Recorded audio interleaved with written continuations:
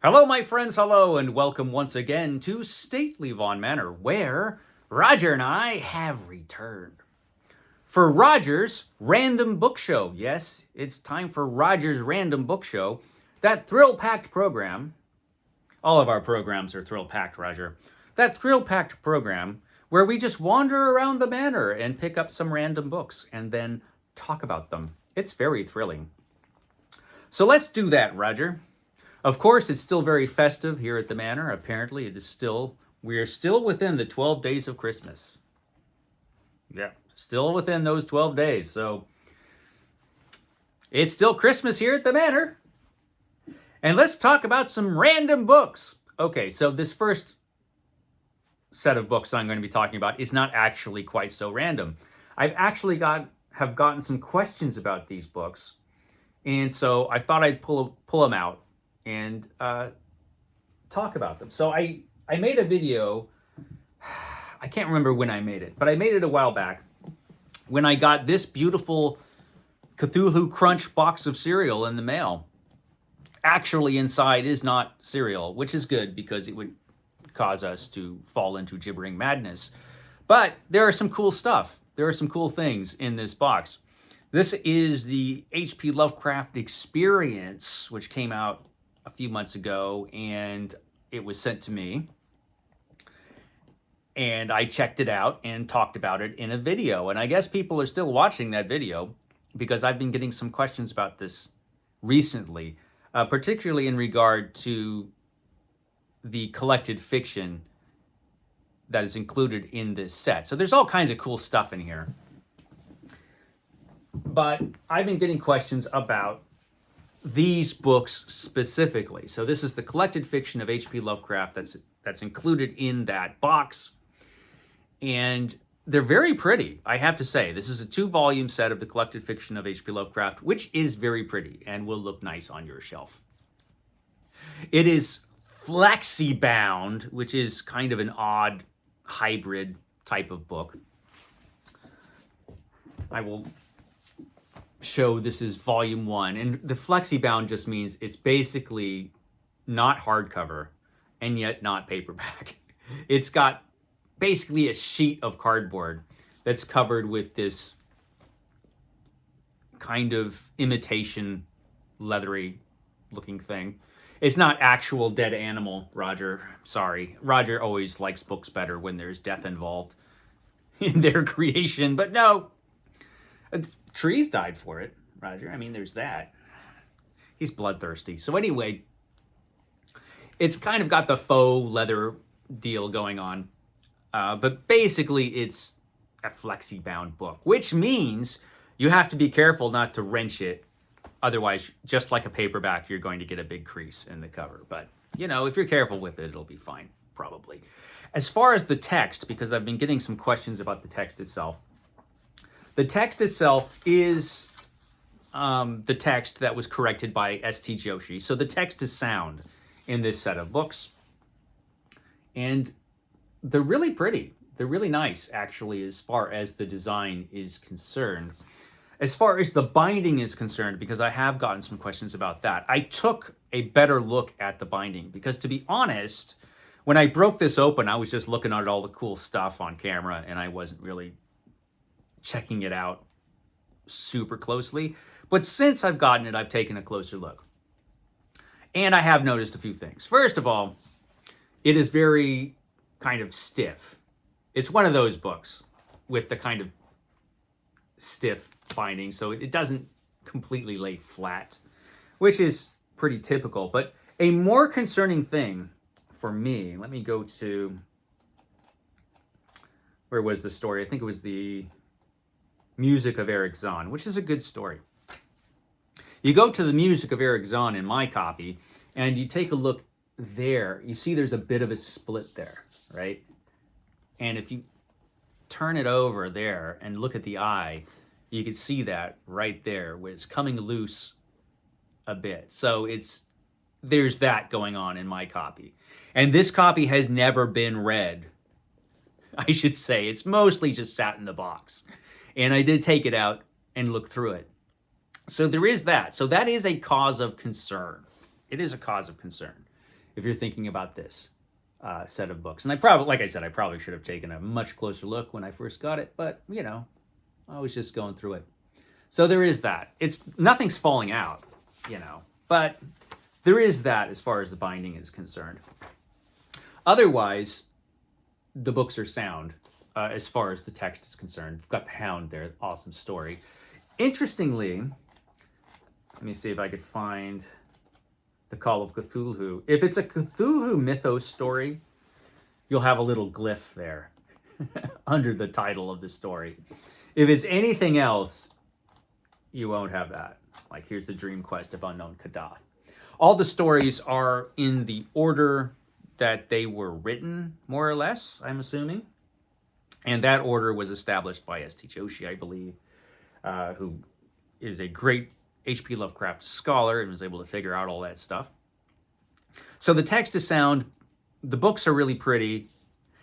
They feel nice in your hand, for sure. But there is the deal with the binding, which makes me wonder how durable these books will be over time. I don't know. Yeah, but there is that. I don't think I have that issue with the second volume. No, the second volume looks fine.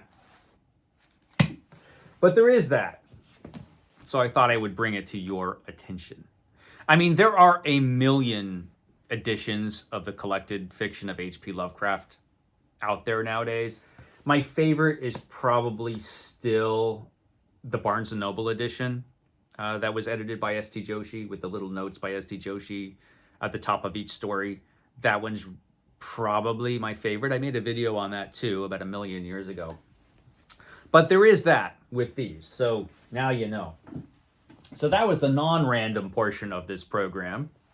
Now let's get to the more random stuff. But this is less random because every time we do this, we have to talk about my favorite writer, Robert E. Howard. And I did break out this because I actually found it lying around over there. This is The Last Celt by Robert E. Howard. Actually, it's put together by Glenn Lord with this great Ken Kelly cover. This is a trade paperback published in 1976. This edition was from 1976, correct? Actually, 1977. Okay, this is from 1977. It is a bio-bibliography put together by Glenn Lord. And it's a really cool book, cool Ken Kelly cover. I can't remember if I've talked about this before. I might have. I probably have at some point because I've made like 1,000 videos over the years. But it's worth talking about because it's a really interesting book. Bio-bibliography. So it has biographical information and it has a bibliography which at the time was pretty complete, I think. Although very out of date now. Still really interesting because at this time there was a great interest in Robert E. Howard because of the success of the Conan paperbacks, the interest in sword and sorcery that was going on at the time, the success of things like the Marvel Comics version of Conan. Sword and sorcery and Robert E. Howard were doing really well in the 70s as far as interest was concerned. And so, you know, we have this really interesting book. And so let's take a look at what's inside The Last Celt. So it has a section called autobiography, which has some writings by Robert E. Howard. You know, you have a little autobiography that he wrote, and some things that were taken from Robert E. Howard's letters where he's basically talking about his family, his life. And so that's a little section in the very beginning. There's not much of that. But then you have the biography section. And you have a biographical sketch of Robert E. Howard by Alvin Earl Perry. Probably the most interesting thing in that section, the biography section, is a memory of Robert E. Howard by E. Hoffman Price, who was a pulp writer who actually met Robert E. Howard. That was previously published in Skull Face and Others, that groundbreaking collection from Arkham House. So that it was published there before, and then it was reprinted here. And it's just a really interesting piece where E. Hoffman Price, a pulp writer, actually went and visited Robert E. Howard, which is something I don't think any other writer did. I mean, Robert E. Howard never met like H.P. Lovecraft or anybody, or Clark Ashton Smith or anybody in person. But E. Hoffman Price went to visit him, and he writes an interesting piece about that visit. And that makes this book worth it all by itself. I mean, that's just a really interesting little piece there. And then we have the bibliography, which is really interesting. Like it has all of the Conan publications, all the Conan paperbacks that were out there, and it has literally everything else that was published anywhere else, it seems like, up to that point, which makes it an interesting reference volume if you're interested in the history of Robert E. Howard publications. Of course, it only goes up to 1975 or 1976, but still, it's really cool to have. And that goes on. That's actually the bulk of the book, is the bibliography section. You also have some interesting stuff at the end. You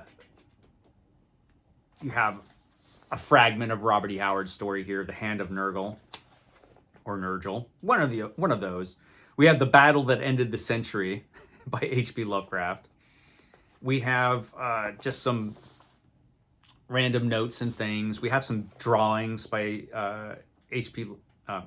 by Robert E. Howard in here.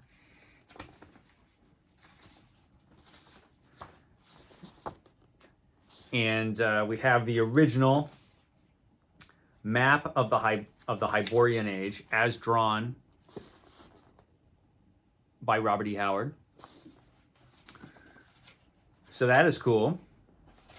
Or it's actually from a map prepared by Robert E. Howard. Who did that map? I don't know. Got some cool pictures. So it's a cool little book. And I don't know how easy it is to get a hold of it now. It'd be interesting if this, I don't know if this was ever reprinted. That would be an interesting thing. I'm not sure at all. It's probably worth reprinting. And it would be great to actually have an updated bibliography, although that would be probably pretty massive by now. And now that Robert E. Howard's, most of his work is in the public domain, it's probably impossible. But at this time, it was very possible. And it's a very interesting book, The Last Celt by Robert E. Howard. So that's my Robert E. Howard selection for the day, for this fantastic episode. A couple other really cool things. I actually saw this a while back talked about on Infinite Text, that channel, which is really awesome. And that is The Art of Pulp Horror, an illustrated history, edited by Stephen Jones. And it has a foreword by Robert Silverberg. Robert Silverberg, a guy who knows a thing or two about pulpy writing, because he did his fair share of that before he wrote a lot of his non-pulpy stuff. But this is a fantastic book. It's basically a big coffee table book full of great pulp art. And of course, we got to start with Frank Frazetta with the werewolf battling Dracula. Of course, you've got to start there. But it's really just a beautiful book. When did this come out? Was it 2017? I can't even remember. Got it a while ago. Oh, 2020. This came out in 2020. So this is the foreword by Robert Silverberg, and it's just full of really cool old pulpy covers and old pulpy posters. I mean, it's just, I love this kind of thing. Starts off with the Penny Dreadfuls, of course. You have to go way back. A little bit on Edgar Allan Poe there.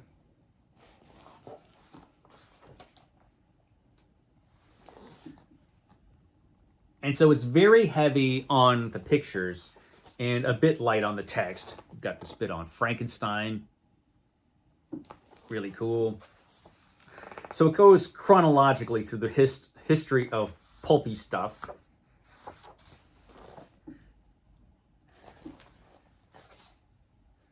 Has a lot of movie posters in here, which is really cool. So it's not just it doesn't just talk about books or magazines. Has a fair amount of stuff on pulpy films, which is cool. There's a bit on James Whale here.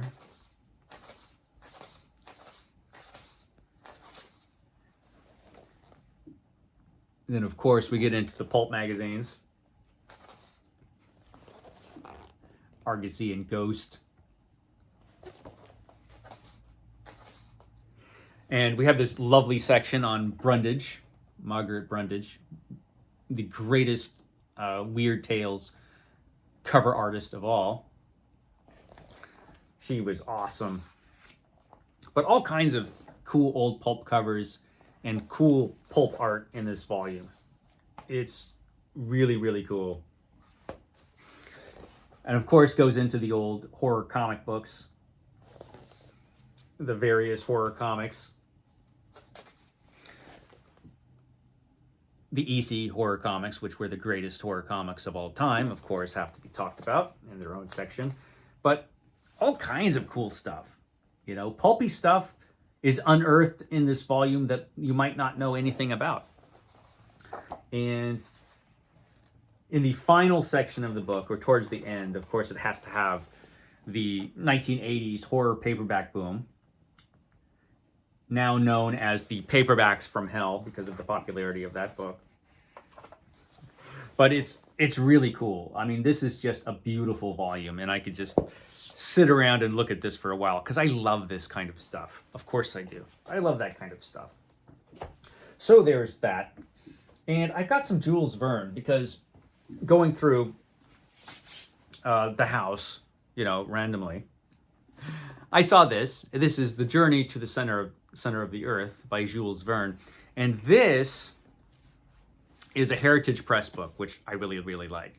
So this edition of Journey to the Center of the Earth, I have a couple Heritage Press books of Jules Verne. This one I've had out here quite a long time on my bookshelf. The Mysterious Island, which is one of my favorite books by Jules Verne. And the Heritage Press, you can still get these books at very reasonable prices. They're not expensive at all, but they are absolutely beautiful books. But of course, and every Heritage Press has to have its sandglass, which talks about the book. It's pretty cool stuff. These are very, very nice books from the Heritage Press. And this is my edition of Mysterious Island, which is really cool. But this one's been like hanging out in the other room forever. And so I took this down, Journey to the Center of the Earth, where we could take a better look at this. So the problem with these older editions is that they all have translations, which are not the best translations. That would be the case, I'm sure, for Journey to the Center of the Earth. I believe this was an edition that was published in the 60s. Let me see if my edition of the Sandglass has to say when it was published. It doesn't. But if we open up the book, this one has illustrations by Edward A. Wilson. It also has an introduction by Isaac Asimov, which is really cool. They used to get Isaac Asimov to do all kinds of cool introductions to these volumes whenever they did a science fiction one. So Journey to the Center of the Earth. It does not have the translator mentioned. So I'm sure this is like just what was considered the standard English translation at the time. This looks like contents of this edition are copyright 1966. So this probably came out in 66 or 67. But one nice thing about these Heritage Press editions is that they tend to last, man. I mean, if you look at this, It looks brand new. This looks like it's, you know, hasn't aged a day because of the quality of the paper that it was printed on. And they're just really high quality books, the Heritage Press editions. And so I have a mess of them. I love them. If I can get a Heritage Press edition of a book that I really like, that's the one I'll get. And so I was lucky to get this one a while back. And it's full of these really cool illustrations. I love Jules Verne.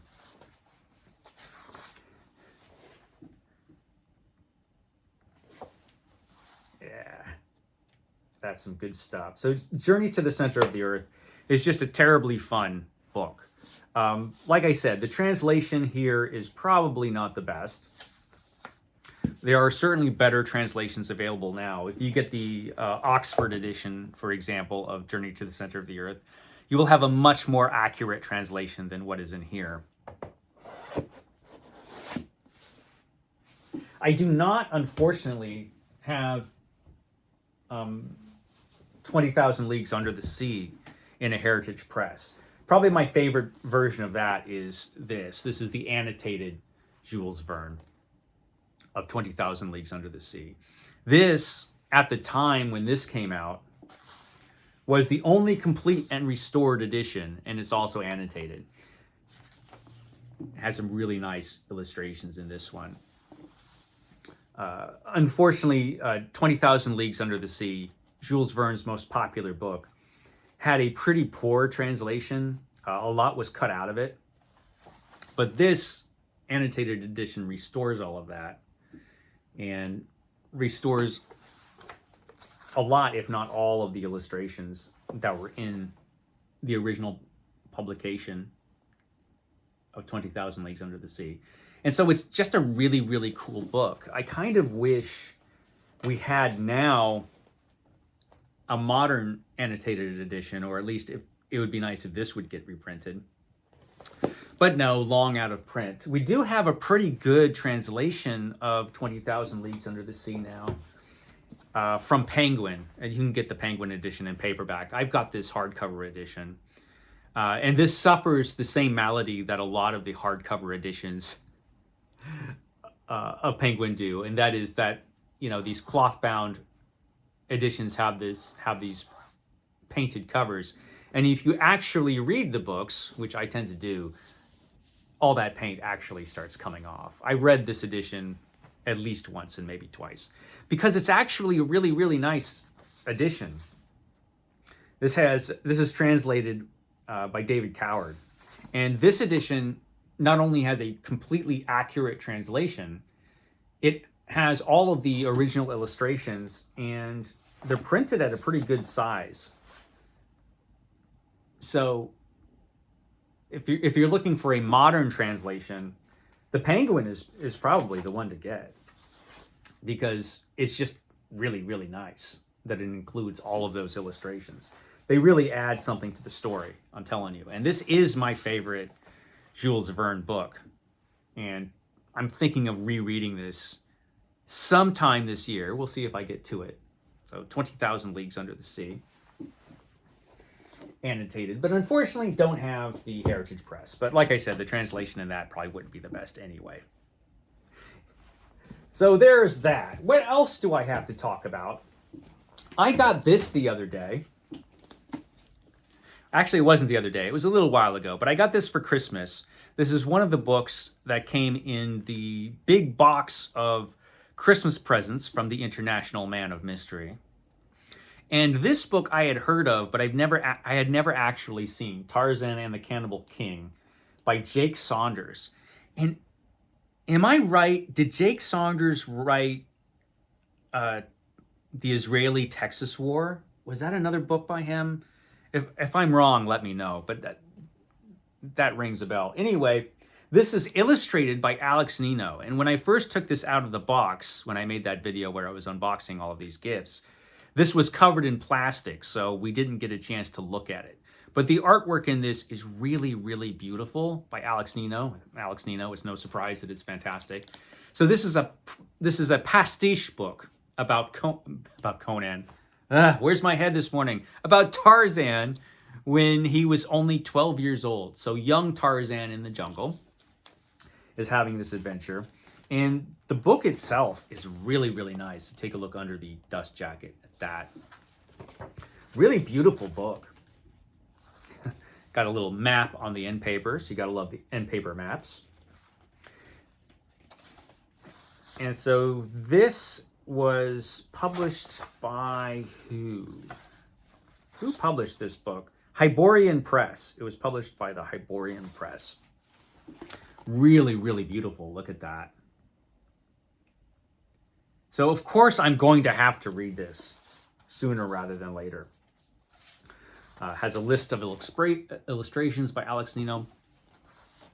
And let's get to some of those illustrations. It has a couple fold-out illustrations, which are really cool. Let me see if I can hold this up properly so you get a good view of that. So this is young Tarzan in his father's cabin. And that's such a brilliant look at his father's cabin. Of course, his father was killed by apes, and his mother died on the bed. There she is, dead.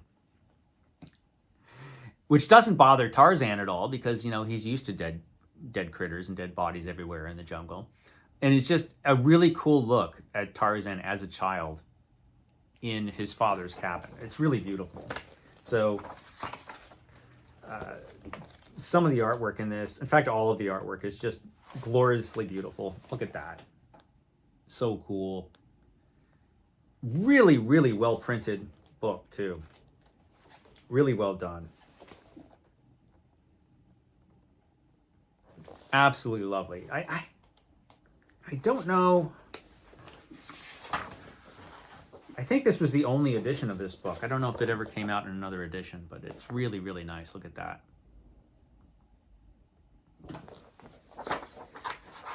Nino is a really great artist. Oh yeah, let's fold this out. This is really cool. Look at that. So that was an epic box of gifts because this is just a princely gift all on its own. And at the end, we get a bonus portfolio of Alex Nino and how he did some of the illustrations in this volume. It's just altogether a beautiful, beautiful book. So, wow, fantastic. Look forward to reading this. And let's see if it has a bit on the author at the end. Yeah, he wrote The Texas-Israeli War, 1999, which is published by Ballantine Books. So he did write that. I knew the name from someplace, some other piece of fine literature. I knew it. So yes, Tarzan and the Cannibal King. That's fantastic. And we always have to talk about something to do with comics. So I broke out these books. I have 2 volumes of Elfquest. Do you remember Elfquest? Do you remember Elfquest? So Elfquest by Wendy Pini and Richard Pini was an independent comic book. And I think it was one of the first really successful independent comics, which was originally published in black and white form. And this is published by Dark Horse, this big, massive volume. Published by Dark Horse in the original black and white. When I discovered this comic book, I was a kid. I was a little kid. And I think my brother got these comics. They were published in trade paperbacks that were in color, I believe. They were reprinted in those trade paperbacks. And I learned later that Wendy Pini was not happy with those paperbacks because apparently she didn't like the way they were colored.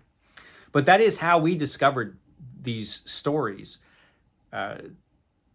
And I've always been more of a Conan the Barbarian type of person as opposed to the little elf kind of person when it comes to fantasy.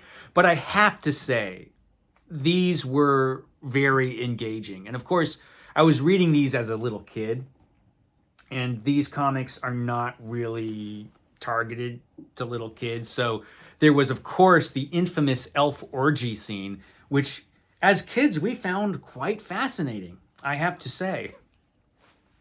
I remember this being actually pretty good, but I have not, I bought these books whenever they came out. Are these still available? I can't remember when I got these. First edition of this was 2014. I got it later than that, I'm pretty sure. But I think 3 of these, and I have 2 of them. I didn't get the third one. And so I have not reread these since I was a little kid. It's literally been years and years and years since I read them.